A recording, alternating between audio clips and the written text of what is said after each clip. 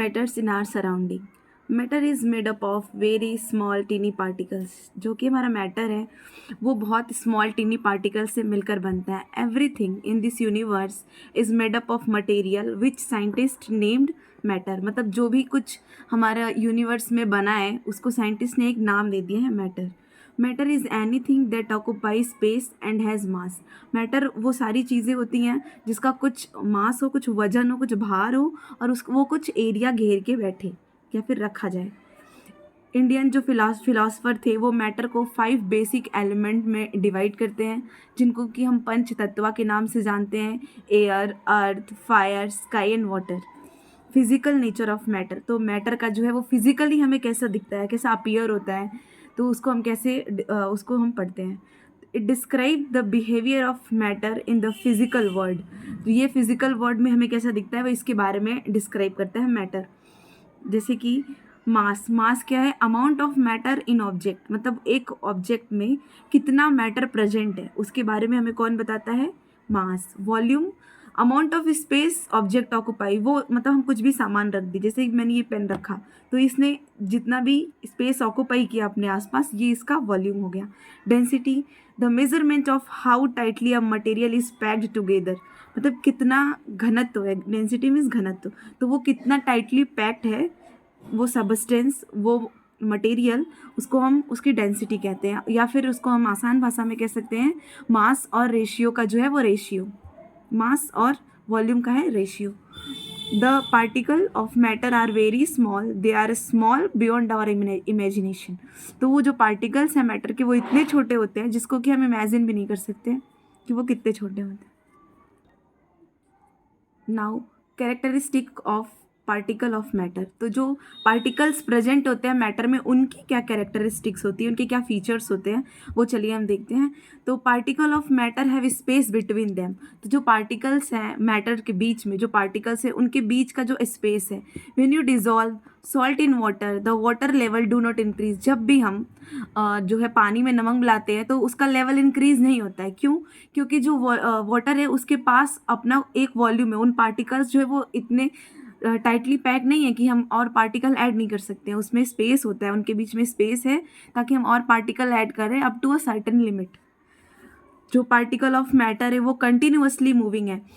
जैसे कि उनके पास काइनेटिक एनर्जी होती है. जैसे हम टेम्परेचर बढ़ा देते हैं, जैसे वाटर बॉइलिंग के केस में ही देख लें, जब हम पानी को उबालते हैं तो वो उसकी जो स्पीड है वो इंक्रीज़ हो जाती है. क्यों इंक्रीज़ होती है? क्योंकि उसको काइनेटिक एनर्जी मिल गई in the form of heat. Intermixing of particle of 2 different type of matter on their own is called diffusion. मतलब जो 2 डिफरेंट टाइप ऑफ के मैटर के हैं अगर उनको आपस में मिलाया जाए तो उस प्रोसेस को हम क्या कहते हैं? Diffusion. Particle of matter attract each other. तो जो मैटर के पार्टिकल हैं वो आपस में भी एक दूसरे को अट्रैक्ट करते हैं. But the magnitude of force of attraction is different. लेकिन ज़रूरी नहीं है जो एक पर फोर्स लग रहा है वो उतना ही वो सामने वाला भी फोर्स लगा है. वो कम या ज़्यादा हो सकता है. जैसे कि chalk can break easily but iron rod can not. जैसे कि हम चौक है उसको हम ईजिली ब्रेक कर देते हैं, लेकिन अगर एक आयरन रॉड है तो उसको हम ईजिली ब्रेक नहीं कर सकते हैं. क्योंकि जो चौक के बीच में इंटरमोलिकुलर फोर्स ऑफ अट्रैक्शन है वो बहुत कम है. लेकिन जो रॉड में, आयरन रॉड में है वो बहुत ज़्यादा डेंसली पैक है और जो उनका इंटरमोलिकुलर फोर्स ऑफ अट्रैक्शन है वो वेरी स्ट्रॉन्ग है. States of matter.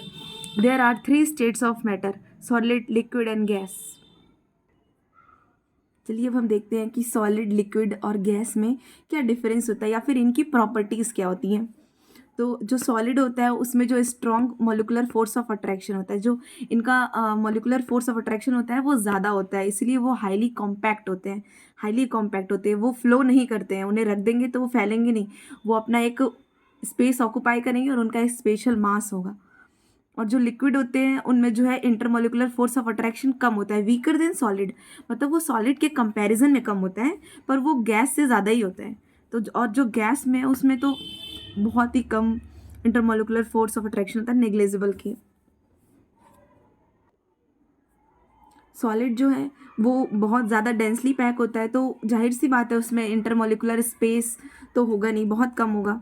तो सॉलिड में जो इंटरमॉलिक्यूलर स्पेस बहुत कम होता है।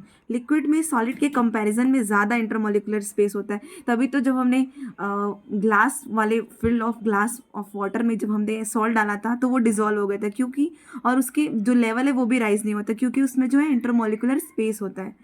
और जो गैस है उसमें तो बहुत ज़्यादा इंटरमॉलिक्यूलर स्पेस होता है। और जो सॉलिड होता है वो एक डेफिनेट शेप होता है और उसका डेफिनेट वॉल्यूम होता है, वो उसकी चेंज नहीं होता है उसका शेप। सॉलिड का डेफिनेट शेप होता है और उसकी डेफिनेट वॉल्यूम होती है, लेकिन लिक्विड का कोई डेफिनेट शेप नहीं होता है। जैसे कि पानी है, हम अगर कटोरे में रख दें तो वो कटोरे का शेप ले लेगा, अगर हम बॉटल में रख दें तो वो बॉटल का शेप ले लेगा। मतलब जो लिक्विड है वो किसी का भी शेप ले लेता है। और जो गैस है, गैस की तो कोई शेप ही नहीं होती है और वॉल्यूम भी नहीं होती है, तो वो तो उसको कहीं भी रख दो, किसी के भी शेप में, किसी के भी वॉल्यूम में। नेग्लेजिबल कंप्रेसिबिलिटी जो है, जो सॉलिड है वो बहुत ही कॉम्पैक्टली पैक होता है, इसलिए वो कंप्रेस भी नहीं होता है और वो फ्लो भी नहीं होता है इसलिए। और जो लिक्विड होता है वो कंप्रेस हो सकता है एक सर्टेन लिमिट तक और वो फ्लो भी कर सकते हैं।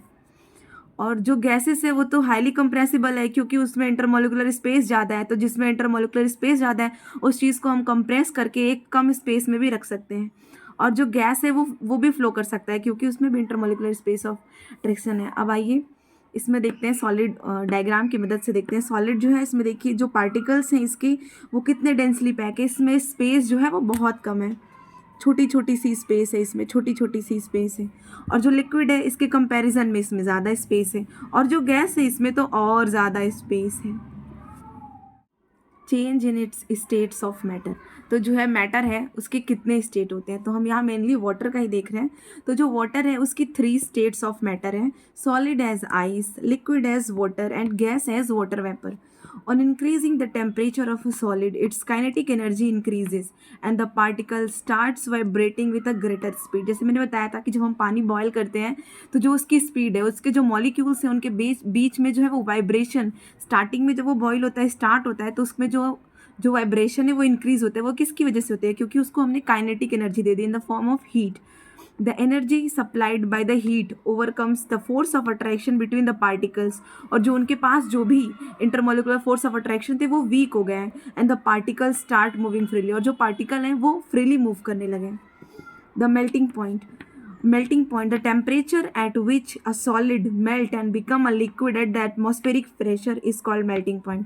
तो melting point वो टेम्परेचर है जिस पे एक सॉलिड सब्सटेंस जो है वो लिक्विड में कन्वर्ट हो जाए, लेकिन याद रखना एटमॉस्फेरिक प्रेशर पे, प्रेशर अप्लाई करने पे नहीं, एटमॉस्फेरिक प्रेशर पे अगर कोई सॉलिड जो है वो लिक्विड में कन्वर्ट हो जाए तो वो उस पर्टिकुलर सॉलिड का क्या होगा? मेल्टिंग पॉइंट होगा। जैसे कि आइस के केस में मेल्टिंग पॉइंट जो है वो 273.16 केल्विन है। The process of melting or change of solid state into liquid state is also known as fusion। तो जो सॉलिड का जो सॉलिड चेंज हो रहा है लिक्विड में उसको हम एक और नाम से जानते हैं, फ्यूजन के नाम से। Boiling point, the temperature at which a liquid starts boiling at atmospheric pressure is known as boiling point. मतलब कोई भी, जैसे वाटर है उसको हम जो बॉयल करते हैं तो जब वो एक पर्टिकुलर टेम्परेचर पर, एटमॉस्फेरिक प्रेशर पे जब वो स्टार्ट हो बॉइलिंग, तो वो जो है वो वाटर का क्या है? बॉइलिंग पॉइंट है। Latent heat of fusion, the amount of heat energy that is required to change 1 kg of solid into liquid at atmospheric pressure at its melting point is known as latent heat of fusion।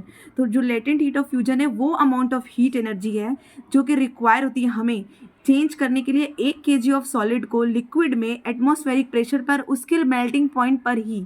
तो वो जो energy होती है जो required होती है उसको कहते हैं लेटेंट हीट ऑफ फ्यूजन। और latent heat of vaporization, the amount of heat energy required to change 1 kg of liquid to vapour. तो जो अमाउंट होती है हीट एनर्जी की जो रिक्वायर होती है 1 kg लिक्विड को वेपर में चेंज करने के लिए, वो क्या होता है? Latent heat of vaporisation.